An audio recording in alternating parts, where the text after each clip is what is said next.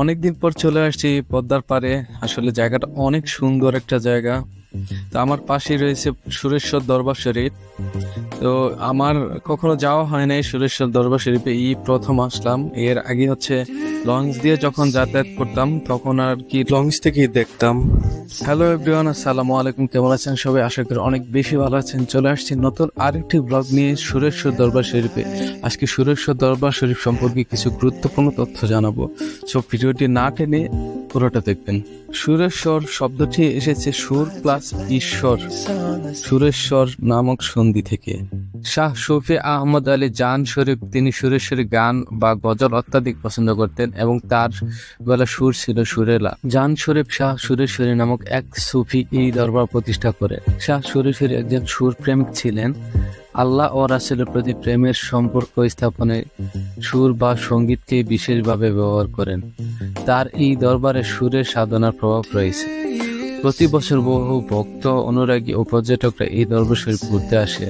ওখানকার কিছু ভক্তদের থেকে জানতে পারলাম যে এই পাথরটা নাকি তাদের হুজুর পকেটে করে নিয়ে এসেছিল। তো এই পাথরটা নাকি আস্তে আস্তে এত বড় হয়েছে।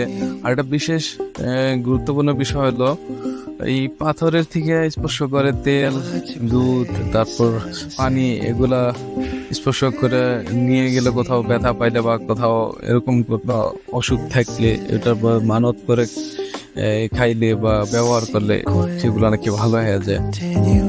আসলে কতটুকু সত্য আমি জানি না, তো তাদের বিশ্বাস আর কি। 1907 সাল থেকে 10 সালে শরীয়তপুর অঞ্চলে জমির সিএর জরিপ হয়। জরিপের সময় ইংরেজ অফিসার জে.সি.জে.কে এই অঞ্চল পরিদর্শন করেন। অফিসার জান শরীফের গানের গলা ও তার মহত্ব শুনে তার সম্মানে এই গ্রাম নামকরণ করেন সুরেশ্বর।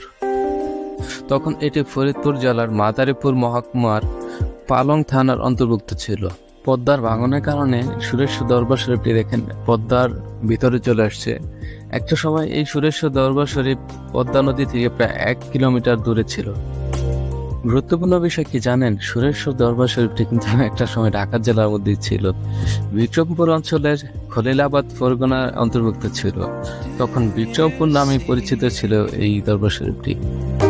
পদ্মা নদী বিক্রমপুরের মধ্যে দিয়ে প্রবাহিত হয়ে উত্তর বিক্রমপুর ও দক্ষিণ বিক্রমপুর দুই ভাগে বিভক্ত হয়েছিল। তখন 1869 সালে পদ্মার গতি পরিবর্তিত হলে বিক্রমপুরের দক্ষিণ অংশ ঢাকা জেলা হতে আলাদা হয়ে যায়।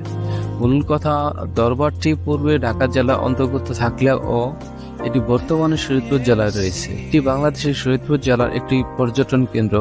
এটি শরীয়তপুর জেলার নড়িয়া উপজেলার সুরেশ্বর গ্রামে পদ্মার পাড়ে অবস্থিত। জান শরীফ শাহ সুরেশ্বরী নামক এক সুফি এই দরবার প্রতিষ্ঠা করেন। শাহ সুরেশ্বরী একজন সুর প্রেমিক ছিলেন। আল্লাহ ও রাসূলের প্রতি প্রেমের সম্পর্ক স্থাপনে সুর বা সঙ্গীতকে বিশেষভাবে ব্যবহার করেন। তার এই দরবারে সুরের সাধনার প্রভাব রয়েছে।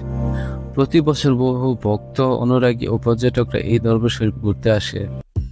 শরীয়তপুরে বেশ কিছু গ্রাম আছে আপনার সৌদি আরব, তারপর মধ্যপ্রাচ্যের সঙ্গে মিল রেখে রোজা এবং ঈদ উল ফিতর ও ঈদ উল আজহা পালন করে আসছে। সেই সাথে সুরেশ্বরের অনুসারীরাও প্রায় 150 বছর যাবৎ ওনারা এই রোজা, তারপর ঈদ উল আজহা, ঈদ উল ফিতর পালন করে আসছে এই মধ্যপ্রাচ্যের সাথে মিল রেখে। এই স্থানের নামে সবজি যেমন ডাটা, সুরেশ্বরী ডাটার দেশ বিখ্যাত। বাংলাদেশের ম্যাক্সিমাম জায়গায় সুরেশ্বরী ডাটা চেনে। তারপর আপনার পদ্মার পাড়ে টাটকা ইলিশ মাছ পাওয়া যায়, তা খুব সুস্বাদু এবং দেশ বিখ্যাত।